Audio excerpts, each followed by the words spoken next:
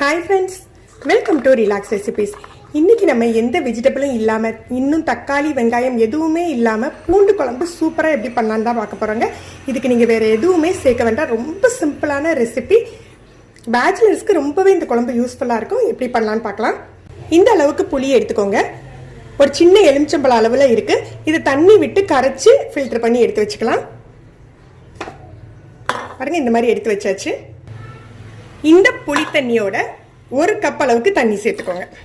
நம்ம இன்னைக்கு ஈஸி மெத்தட்ல தான் பண்ண போறோம். அதனால என்ன பண்ணலாம்னா இந்த மாதிரி புளியில தண்ணி சேர்த்துட்டோம் இல்லையா, இதுலயே காரத்துக்கு தேவையான அளவுக்கு மிளகாய் தூள். இதுக்கு நம்ம எந்த ஸ்பெஷல் மசாலாவும் சேர்க்க போறதில்ல. ஒரு ஸ்பூன் நான் மிளகாய் தூள் சேர்த்துருக்கேன். அதுக்கு 2 ஸ்பூன் மல்லித்தூள் சேர்த்துக்க போறேன். ஒரு ஸ்பூன் மிளகாய் தூளுக்கு 2 ஸ்பூன் மல்லித்தூள். அதுலயே தேவையான அளவு உப்பையும் போட்டுடலாம்.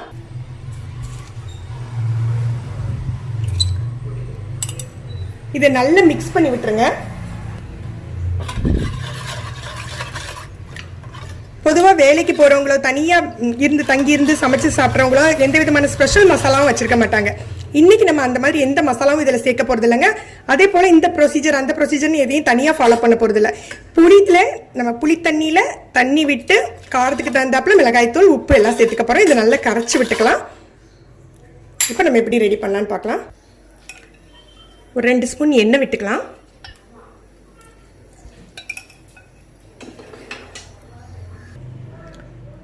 இதில் ஒரு ஸ்பூன் ஜீரகம், ஒரு அரை ஸ்பூன் வெந்தயம். இது பொரிஞ்சாக்கில் நம்ம பூண்டை சேர்த்தலாம்.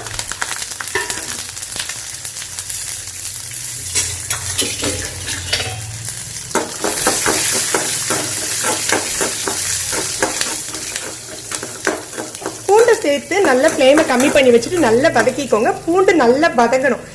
சொல்ல போனா ஆஃப் குக் ஆயிடணும். அந்த அளவுக்கு வதக்கிக்கலாம். பூண்டு நல்லா வதங்கிட்டு இப்ப நம்ம கரைச்சி வச்சிருக்கோம் இல்லையா அந்த புளி தண்ணியோட மிளகாய் தூள் எல்லாம் சேர்த்து அதை இதுல சேர்த்தலாம்.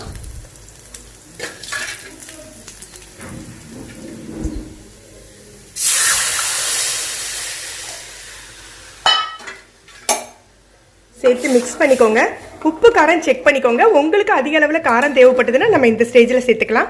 இப்போ இதை நல்லா மிக்ஸ் பண்ணி விட்டுட்டு லோ ஃப்ளேமில் அப்படியே மூடி வச்சிடலாங்க. இப்போ அடுப்பை அணைச்சிட்டேன். 10 நிமிஷம் ஆயிருக்கு. பாருங்க சூப்பராக குழம்பு செட் ஆயிட்டுங்க.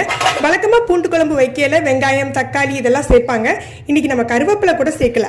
ஏன்னா எப்போதுமே வீட்டில் கருவேப்பிலை அவைலபிளாக இருக்குன்னு சொல்ல முடியாது. இப்போ நம்ம வெஜிடபிள்ஸ்க்குமே இப்போ ரொம்ப டிமாண்ட் ஜாஸ்தியாக இருக்கிறதுனால தனி பூண்டை வச்சு அதே டேஸ்ட்டில் நம்ம குழம்பு பண்ணிட்டோம். இது உங்களுக்கு ரொம்பவே யூஸ்ஃபுல்லாக இருக்கும். பூண்டெல்லாம் நல்லா சாஃப்டாக வந்துடுச்சுங்க. இந்த பூண்டு குழம்பையுமே நீங்கள் தோசை இட்லி இன்னும் சப்பாத்திக்கு கூட எடுத்துக்கலாங்க. இது ரைஸுக்கு மட்டும் இல்லாமல் எல்லாத்துக்குமே சூட் ஆகும். இதை ட்ரை பண்ணி பாருங்கள். கமெண்ட் பண்ணுங்கள். வீடியோ உங்களுக்கு பிடிச்சிருந்தா லைக் பண்ணுங்கள், ஷேர் பண்ணுங்கள். இது வரைக்கும் நம்ம சேனலை சப்ஸ்கிரைப் பண்ணாங்க சப்ஸ்கிரைப் பண்ணி கீழே உள்ள பெல் பட்டனை ப்ரெஸ் பண்ணுங்கள். தேங்க்யூ.